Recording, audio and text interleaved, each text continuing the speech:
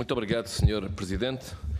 Eu começo por saudar todos os presentes, que são também subscritores destes acordos, já que mais não seja porque é da praxe, mas mais do que isso, porque julgo que será a primeira vez na história que os agentes do Judiciário concretizam e desenham um contrato deste género. E, portanto, já que mais não seja por aí, já é muito louvável esta iniciativa. Como sabem, já houve aqui no passado ensaios de pactos entre partidos, não entre os agentes, e que não tiveram o resultado que se desejava.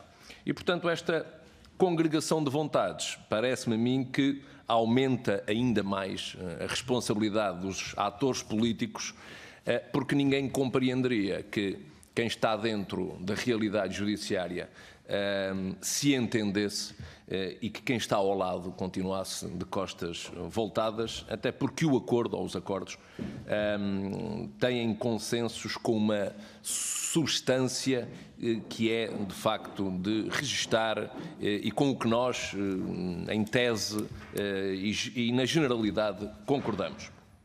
E, portanto, o que podíamos dizer a cada um dos senhores doutores é que é nosso dever e estaremos completamente disponíveis para isso, olhar e repousar sobre aquilo que aqui escreveram e depois agir sobre cada uma das propostas, sendo certo que há algumas mais execuíveis e pacíficas e há outras mais controversas e, porventura, não tão execuíveis, porque mesmo para um governo que aparenta ter meios e recursos para tudo, nomeadamente financeiros, é muito difícil pôr em prática algumas medidas que aqui estão. De qualquer forma, e dito isto, passando desde já a questões concretas, aquilo que eu pergunto é o seguinte. Em primeiro lugar, refere-se no texto do acordo que a interpelação do Presidente da República responderam ativamente várias instituições, aquelas que aqui estão representadas. Sabendo nós que o perímetro dos agentes judiciários é mais alargado do que as instituições que aqui estão representadas, acho que é importante saber se as instituições ou os organismos que não subscreveram o pacto se remeteram ao silêncio porque não foram interpelados, porque não foram convocados, ou porque, se foram convocados, não concordaram com o acordo, ou o que é que se terá passado relativamente, por exemplo, ao afastamento, à não inclusão nestes acordos, e de forma meramente exemplificativa, não taxativa, com o Sindicato dos Registros e Notariado, com o Sindicato dos Oficiais de Justiça, com os sindicatos dos guardas prisionais, também já aqui foi focado, ou até com os sindicatos da Polícia Judiciária. Se foram ou não foram ouvidos sobre isto e porquê é que não o foram. Depois, afirma-se também que cada grupo teve a capacidade de convocar participantes externos e debater e aprovar no seu seio as conclusões que tiveram por adequadas. A verdade é que isto reporta-se mais à Associação Sindical dos Juízes. Em recente notícia que veio a lume há dias, no dia 13 de março, um dos candidatos, aliás, só um dos candidatos à liderança da Associação Sindical dos Juízes se revia parcialmente neste acordo. Sendo certo que dois deles, e logo o vencedor, o Dr. Manuel Soares, veio assumir uma posição ou de indiferença ou de crítica, ele até acho que falou de descrença. Pelos vistos hoje já não estará assim tão descrente, até dirá que esta plataforma é para continuar e para acarinhar.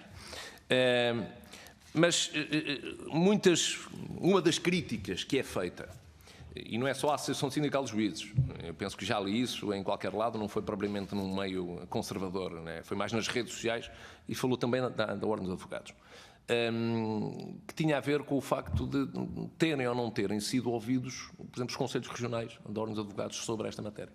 E que tipo de conversações existiu entre a Associação Sindical de Juízes e os juízes no seu todo.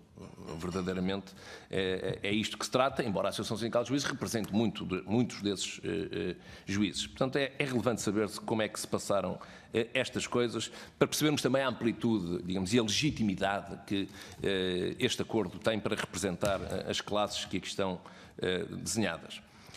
Depois, já todos falaram sobre isso, na questão da não inclusão neste acordo, das questões da delação premiada e da criminalização do enriquecimento ilícito. Penso que o Dr. António Ventinhas terá dito até que isso nem sequer foi falado. Bom, se não foi falado, a pergunta que eu vou fazer a seguir não faz sentido nenhum. Mas se foi indiciariamente falado, bom, se não foi, ia-lhe perguntar, olha, já agora, porque isto é interessante para nós. Já discutimos aqui pelo menos uma dessas questões aqui no Parlamento de forma muito intensa. Qual seria a tendência predominante? Era de acolher estas questões ou de as repudiar? Mas se me diz que não foi, não vale a pena estarmos a perder muito tempo com isto. Quanto às custas judiciais, há aqui duas afirmações ou dois conjuntos, digamos, de regras que se sugerem que me parecem de coabitação um pouco questionável. Porquê? Porque para situações que me parecem idênticas, sugerem soluções diferentes. E eu refiro-me exatamente à dispensa, à cessação da dispensa de pagamento de taxa de justiça prévia nas questões de família. Na cessação. É isso que se promove aqui, ou que se defende aqui num dos capítulos, mas simultaneamente, no que diz respeito a trabalhadores e à impugnação dos despedimentos, fala-se exatamente o contrário, que se deve manter e promover a dispensa da taxa de justiça inicial. E eu pergunto o seguinte, não se tratará as questões de família, onde estão em causa regulações de responsabilidades parentais de menores, onde está em causa o futuro de crianças, não estará em causa também situações de especial proteção que também ocorrem na questão dos trabalhadores? Ou seja, uma regulação de responsabilidades parentais não trata de questões de valor social, humano e pessoal, de valor igual ou porventura até superior relativamente a situações de trabalhadores despedidos? Finalmente, gostaria de ouvir a vossa opinião sobre 4 questões concretas.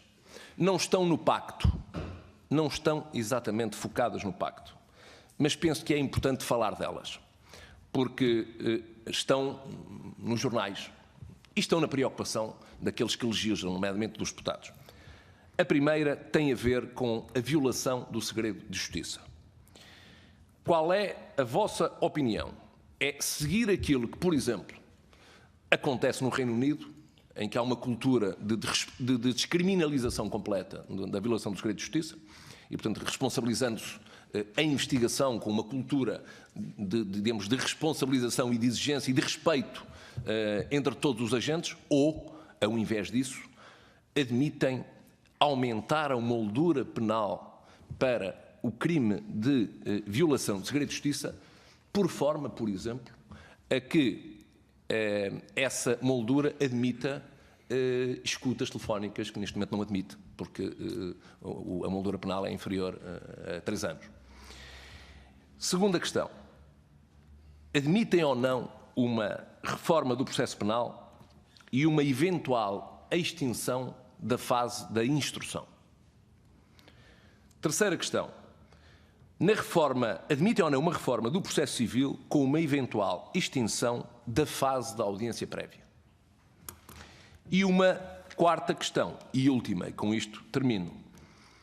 Se aceitam ou não que os inventários judiciais e partilhas sejam remetidos automaticamente para o Tribunal a partir do momento em que haja uma reclamação ou uma relação de bens, por forma a retirar dos senhores notários a dificuldade que muitos deles têm em decidir questões controversas de juridicidade muito complicada e a cometer essas funções aos magistrados.